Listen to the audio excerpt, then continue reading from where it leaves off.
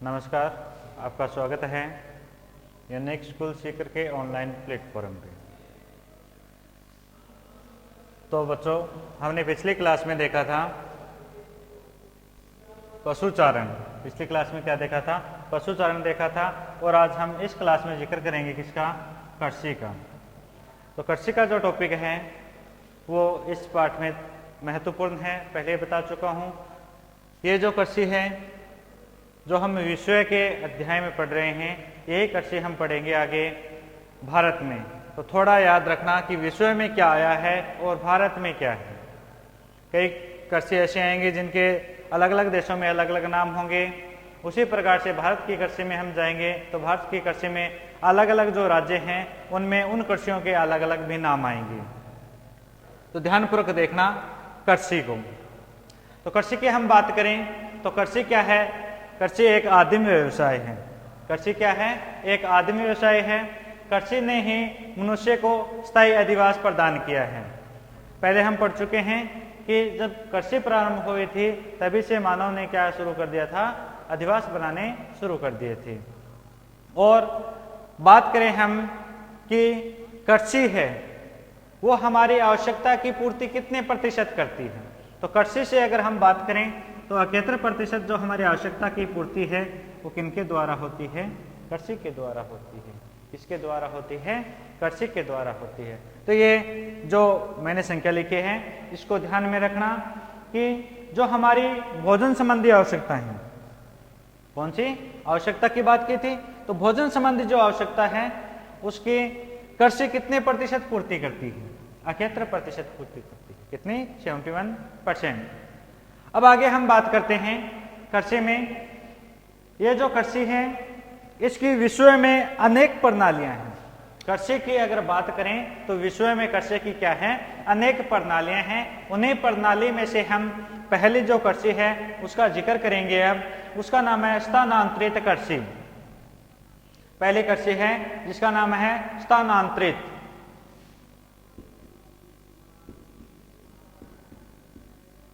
स्थानांतरित कृषि। ध्यान देना, कौन सी कृषि है? स्थानांतरित कृषि। यह कृषि क्या है? स्थानांतरित कृषि क्या है? प्राचीन कालीन कृषि है। प्राचीन काल की कृषि कौन सी है? स्थानांतरित कृषि है। अगर पूछ लिया जाए सबसे प्राचीन कृषि के बारे में तो आपको बताना है स्थानांतरित कृषि है वो प्राचीन कालीन कृषि है। इसमें क्या किया जाता है? इस कृषि में जो भूमि पे पेड़ पौधे होते हैं, क्या? जो भूमि पर जो पेड़ पौधे हैं, पौधे, उनको क्या कर दिया जाता है? जला दिया जाता है। क्या कर दिया जाता है? जला दिया जाता है। तथा जलाने के बाद जो राख होगी, जलाने के बाद क्या प्राप्त होती है? कोई वस्तु को हम जला देते हैं तब हमें क्या प्राप्त होती है? राख प्राप्त होती है। इस राख का उपयोग किस में लेते थे? खाद के रूप में उपयोग में लेते थे। किसके रूप में लेते थे? खाद के रूप में लेते थे। तो स्थानांतरित क्या है? यह प्राचीन काल की कृषि है। इसमें क्या होता है? जो भूमि पर पेड़ पौधे होते हैं उनको जलाकर यह कृषि की जाती है। जलाने के बाद जो हमें राख प्राप्त होती है उस राख का ये लोग किन में काम में लेते थे? खाद के रूप में काम में लेते थे। अब इसको पूरा हम समझेंगे तब हमें इसके बारे में पता चलेगा। पूरा समझने के लिए हमें इस कृषि की विशेषता को देखना होगा। जो स्थानांतरित कृषि है उसकी क्या देखेंगे? विशेषता। इस कृषि की विशेषता में अगर हम बात करें तो सबसे पहले आता है इस कृषि में जो भूमि का भाग होता है वो क्या होता है? छोटा होता है। भूमि का जो भाग होता है वो क्या होता है? छोटा होता है। ध्यान देना, आगे कृषि आएंगे, किसी में बड़े होगा, किसी में छोटा और बड़ा दोनों भी हो सकता है। तो जो स्थानांतरित कृषि है उसमें भूमि का जो भाग है उसकी हम बात करेंगे तो वो भाग क्या होगा? छोटा होगा। दूसरे पॉइंट पे आते हैं हम ये जो कृषि है, इस कृषि में कौन से औजारों को काम में लेते हैं? दूसरा पॉइंट आता है औजारों से संबंधित है, तो कौन सा? परंपरागत।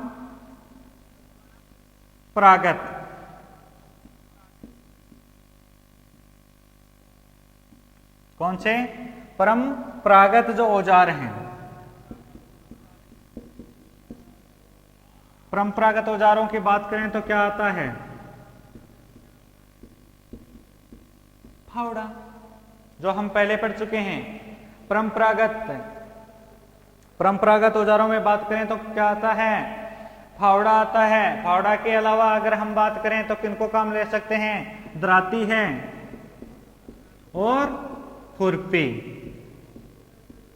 तो इस कृषि में कौन से औजारों को काम में लेते हैं? परंपरागत जो औजार हैं उनको काम में लेते हैं, जैसे फावड़ा है, दराती है और खुरपी है। आगे तीसरे पॉइंट में अगर हम बात करें, इसमें क्या होता है, जो हमने सबसे पहले देखा था वही चीज इसमें आती है कि इस कृषि में क्या किया जाता है? जो पेड़ पौधे उनको जला दिया जाता है और वहां पे कृषि की जाती है और राख का उपयोग खाद में लेते हैं। फिर हम देखते हैं कि ये लोग क्या करते हैं। ये लोग एक स्थान पे 2 या 3 साल तक कृषि करते हैं। एक स्थान की बात करें, एक स्थान पे ये लोग कितने वर्षों तक? 2 या 3 वर्षों तक कृषि करते हैं। बाद में उस स्थान को क्या कर देते हैं? खाली छोड़ देते हैं। खाली छोड़ देते हैं, जैसे पड़त, ये भी पड़ा हुआ है। यानी ये लोग एक स्थान पर, किसकी विशेषता? स्थानांतरित कृषि की है। इस कृषि में क्या होता है? एक स्थान पर अगर हम कृषि कर रहे हैं तो वहां पे हम कितने सालों तक कृषि करेंगे? 2 या 3 वर्षों तक कृषि करेंगे। उसके बाद उसको क्या कर देंगे? खाली छोड़ देंगे। फिर अगले पॉइंट में हम बात करते हैं, 4 नंबर जो विशेषता का पॉइंट आता है वो कौन सा है? अनाज से संबंधित। यानी इस कृषि में कौन से अनाजों का उत्पादन किया जाता है? तो इनमें कौन से अनाजों के जो मोटे अनाज हैं, यहां पे मोटे अनाज हैं, उसकी क्या की जाती है? कृषि की जाती है। अब 5 नंबर आता है, तो 5 नंबर में देखना है आपको, विश्व में अलग अलग स्थानों पर इस कृषि को अलग अलग नामों से जाना जाता है। यानी ये जो कृषि है जो विश्व में की जाती है, तो अलग अलग भागों में इनके अलग अलग नाम भी हैं। तो उन नामों को देखने से पहले एक बार आप इन 4 पॉइंट हैं इनको दोहरा लो। पहला हमने लिखा था, इस कृषि में जो भूमि का भाग होता है वो क्या होता है? छोटा होता है। दूसरा हमने पढ़ा था कि इस कृषि में जो औजार हम काम में लेते हैं वो कौन से हैं? परंपरागत जो औजार हैं उनको काम में लेते हैं। पहला है फावड़ा, दूसरा है दराती, तीसरा कौन सा है? खुरपी। फिर हमने देखा था कि इस कृषि में क्या करते हैं लोग? एक स्थान पे 2 या 3 वर्ष तक कृषि कार्य करने के बाद उस स्थान को क्या कर देते हैं? खाली छोड़ देते हैं, यानी पड़त छोड़ देते हैं। फिर 4 नंबर पॉइंट में हमने देखा था इस कृषि में कौन से अनाजों का उत्पादन किया जाता है? तो इस कृषि में कौन से अनाजों का उत्पादन किया जाता है? मोटे अनाजों का उत्पादन किया जाता है। अब जो 5 नंबर पॉइंट है उसको देखना कि कौन से देश में इस कृषि को किस नाम से जाना जाता है। तो सबसे पहले हम शुरुआत करते हैं भारत।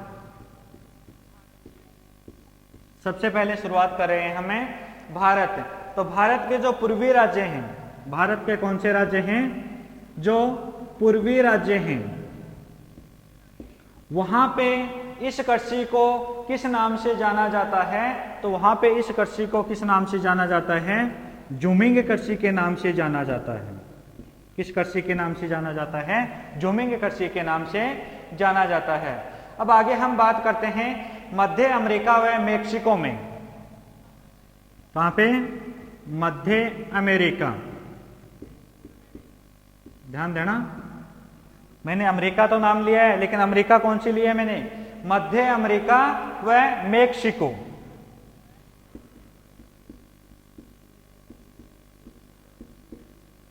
मध्य अमेरिका और मेक्सिको है, वहां पे इस कृषि को किस नाम से जाना जाता है? मिल्पा के नाम से जाना जाता है। क्या नाम है इसका? मिल्पा। तो दोनों को मिला दो यानी मिल्पा। फिर आगे हम बात करते हैं इस कृषि को मलेशिया में किस नाम से जाना जाता है? ध्यान देना, मलेशिया अलग देश है, जैसे मध्य अमेरिका अलग भाग हो गया, उसके बाद इसके साथ मेक्सिको। अब मलेशिया की बात करते हैं तो मलेशिया में इसे किस नाम से जाना जाता है? लदांग नाम से जाना जाता है। किस नाम से? लदांग। और इंडोनेशिया है, वहां पे भी किस नाम से जाना जाता है? लदांग नाम से जाना जाता है। अब देखो अगला आता है वियतनाम। कौन सा है? वियतनाम। तो वियतनाम है, वहां पे इसे किस नाम से जाना जाता है? रे नाम से। तो जो ये नाम आगे वाले मैंने बताए हैं इस कृषि के, उनको एक बार पुनः देखते हैं कि कौन से क्षेत्र में कौन सा नाम है।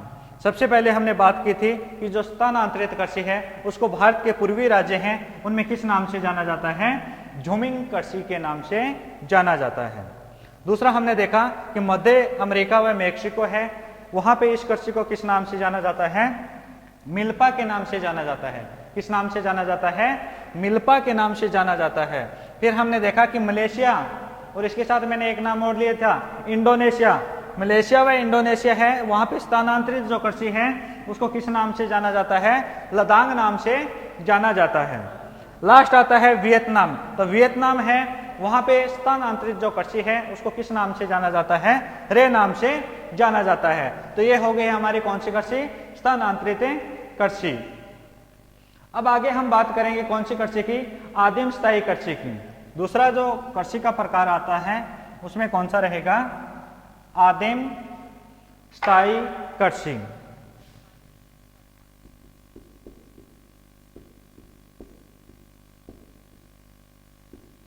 आदिम स्थायी कृषि।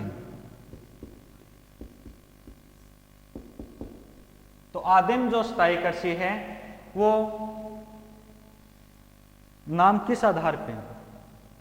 तो जब स्थानांतरित कृषि, कौन सी कृषि? जब स्थानांतरित कृषि है वो स्थायित्व में आई। ध्यान देना, जब स्थानांतरित कृषि में क्या आया था? स्थायित्व आया था। तो वह क्या कहलाई थी?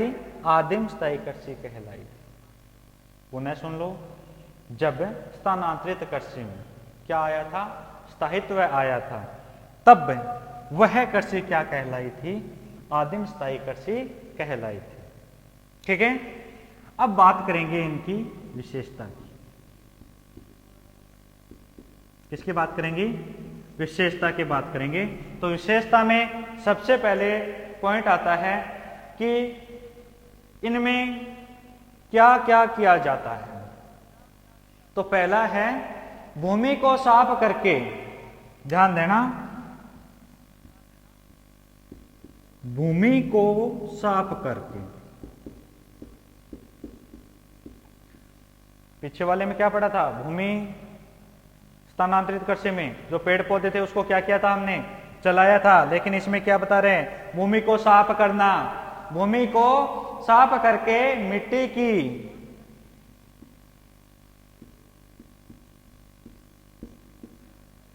भूमि को क्या करके? साफ करके मिट्टी की जुताई ढंग से की जाती है। जो मिट्टी है उसकी जुताई क्या की जाती है? ढंग से की जाती है।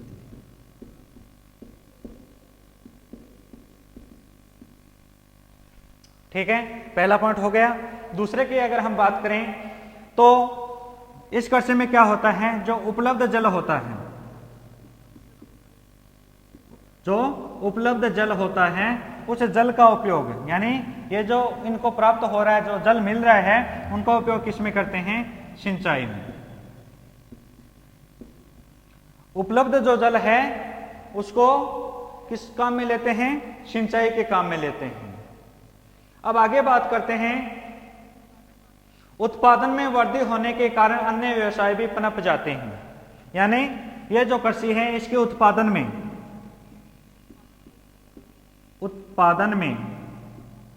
क्या होती है? जब वृद्धि हो जाती है तो अन्य व्यवसाय हैं वो भी क्या हो जाते हैं, पनप जाते हैं। जैसे पशुपालन, कौन सा, पशुपालन, यानी पैदावार ज्यादा होगी तो व्यवसाय भी बढ़ेंगे, सीधी सी बात है। अब चौथे पॉइंट में बात करते हैं तो इस कृषि का विस्तार है वो कहां पे हुआ था। ये जो आदिम स्थायी कृषि है इसका विस्तार की बात करें तो भारत में, किसमें बात कर रहे हैं, भारत में अगर हम बात करें तो इसका विस्तार कहां हुआ था, तो भारत में, उत्तरी पूर्वी भारत में। कौन से में, उत्तरी पूर्वी भारत। भारत की बात की तो कौन सा है, उत्तरी पूर्वी। इसके अलावा अगर हम बात करें तो एक देश आता है, कौन सा है वो, मलेशिया। कौन सा है, मलेशिया। सबसे पहले देखा भारत में तो कौन सा, उत्तरी पूर्वी। उसके बाद अगर विस्तार की बात करें तो इसका विस्तार कहां हुआ था, मलेशिया में। तो इस कृषि की जो विशेषता है उनको एक बार पुनः देखते हैं। इस कृषि की विशेषता में सबसे पहले आता है कि जो भूमि है उसको क्या किया जाता है, साफ किया जाता है। साफ करके जो मिट्टी है उसकी जुताई ढंग से की जाती है, यानी बड़े तरीके से की जाती है। दूसरा हमने पॉइंट देखा था कि जो उपलब्ध जल है, यानी इनको जो जल उपलब्ध हो रहा है उसको किस काम में लेते हैं ये लोग, सिंचाई में। इस कृषि में उपलब्ध जल है उसका उपयोग किसमें, सिंचाई में। तीसरा पॉइंट लिखा था हमने कि उत्पादन में वृद्धि। क्या लिखा था, उत्पादन में वृद्धि। तो उत्पादन में वृद्धि होने के कारण अन्य व्यवसाय हैं वो भी क्या हो जाते हैं, पनप जाते हैं। उत्पादन में जब वृद्धि होती है तो अन्य व्यवसाय हैं वो क्या हो जाते हैं, पनप जाते हैं। उदाहरण के तौर पे हमने देखा था कौन सा, पशुपालन। फिर चौथा है भारत में उत्तरी पूर्वी। विस्तार की बात है तो भारत में कौन सा आता है, उत्तरी पूर्वी। उत्तरी पूर्वी के अलावा बात करें तो कौन सा है जहां पे इसका विस्तार हुआ था, वो कौन सा है, मलेशिया है। तो ये हो गई हमारी दूसरी कृषि जिसका नाम है आदिम स्थायी कृषि। अब बात करते हैं 3 नंबर कृषि, जीवन निर्वाहन कृषि। तीसरी कृषि कौन सी आती है, जीवन निर्वाहन कृषि। तो नाम से ही कुछ स्पष्ट हो रहा है, जीवन निर्वाहन कृषि।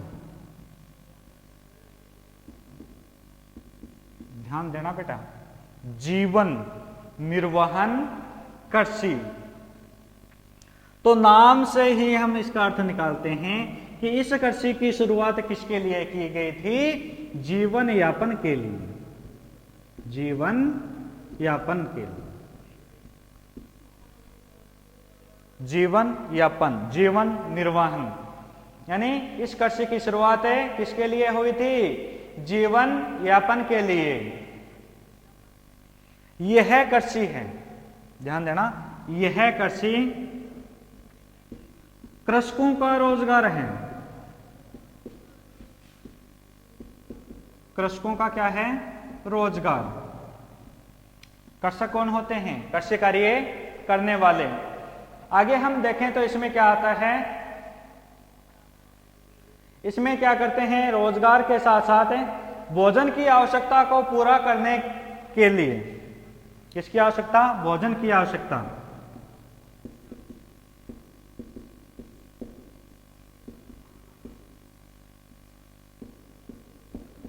ये जो भोजन की आवश्यकता है इसके साथ साथ क्या करते हैं, अन्य आवश्यकताओं की भी पूर्ति करते हैं।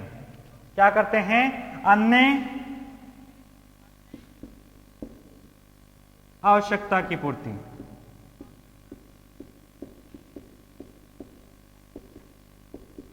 क्या करते हैं बेटा, अन्य आवश्यकताओं की पूर्ति करते हैं। अब देखते हैं इसकी विशेषताओं को।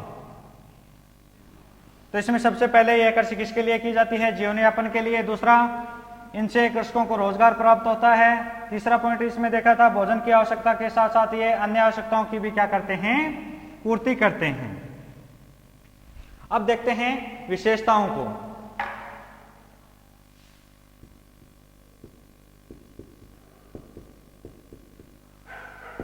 तो विशेषताओं में देखो बेटा, एक नंबर जो विशेषता है वो क्या है, यह कृषि कहाँ की जाती है, यह कृषि अनुकूलित दशाओं में।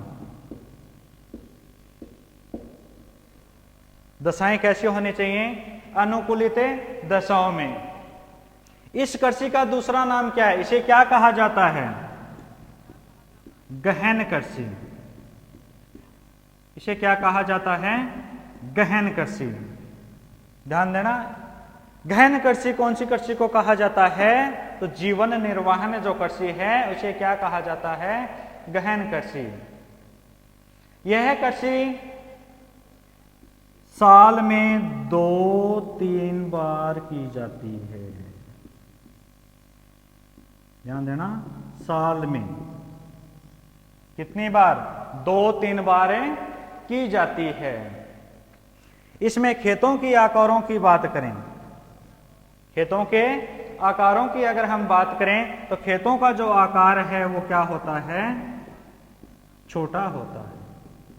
क्या होता है, खेतों का जो आकार होता है वो क्या होता है बेटा, छोटा होता है। इसमें क्या होता है, इस कृषि में मानव श्रम यानी कृषि कार्य कौन करते हैं, मानव श्रम।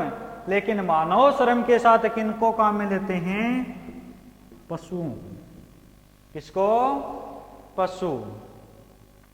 फिर अगला जो पॉइंट आता है वो क्या है बेटा, इसमें आधुनिक कृषि विधियों का उपयोग किया जाता है। इस कृषि में किनका उपयोग किया जाता है, आधुनिक विधियों का। इस कृषि में किनका उपयोग किया जाता है, आधुनिक विधियों का प्रयोग किया जाता है। यह कृषि कहां की जाती है, तो यह कृषि एशिया के घने बसे क्षेत्रों में। कहां पे, एशिया के घने बसे क्षेत्रों में। एशिया के घने बसे क्षेत्रों में। एक बार पुनः देख लो विशेषता। पहली विशेषता है अनुकूलित दशाओं। दूसरी, इस कृषि को गहन कृषि कहा जाता है। यह कृषि साल में 2-3 बार की जाती है। इनमें खेतों का जो आकार होता है वो छोटा होता है। इस कृषि में मानव श्रम के साथ किनको काम में लेते हैं, पशुओं को काम में लेते हैं। और अगला पॉइंट देखा था, यह कृषि है ये आधुनिक विधियों के आधार पर की जाती है। और लास्ट हमने देखा था इसका जो फैलाव है वो कहाँ है, एशिया के घने बसे क्षेत्रों में। इस कृषि को 2 मुख्य भागों में बांटा गया है। अब देखना बेटा, 2 मुख्य भाग कौन कौन से हैं, सरल हैं, एक को याद किया तो दूसरा याद है। भाग देख रहे हैं, कितने भागों में, 2 भागों में। कौन कौन से हैं, एक तो है चावल प्रधान। कौन सा है,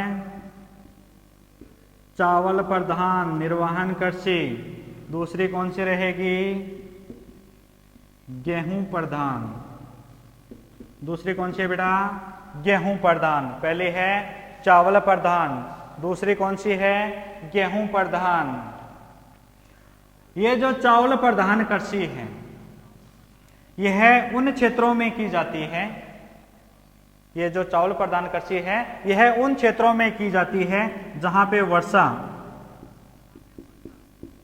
वर्षा कितने सेमी से अधिक है, 100 सेमी से अधिक हो।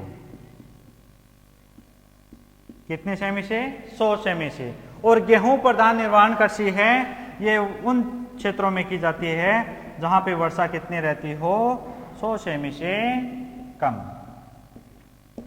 एक में तो क्या करना है, अधिक, और एक में क्या करना है, कम करना है। अब क्षेत्रों की बात करें कि कौन कौन से देश हैं जहां पे यह कृषि की जाती है, तो इनमें याद रखना है भारत, और भारत का पड़ोसी कौन सा है, बांग्लादेश। कौन सा है, बांग्लादेश। चावल प्रधान कृषि भारत और बांग्लादेश में। और बात करें गेहूं प्रधान की, तो गेहूं प्रधान है ये उत्तरी, मध्य व पश्चिमी भारत, उत्तरी, मध्य व पश्चिमी भारत। तो पश्चिम दिशा में अगर हम भारत में चले गए तो पड़ोसी देश कौन सा आता है? पाकिस्तान।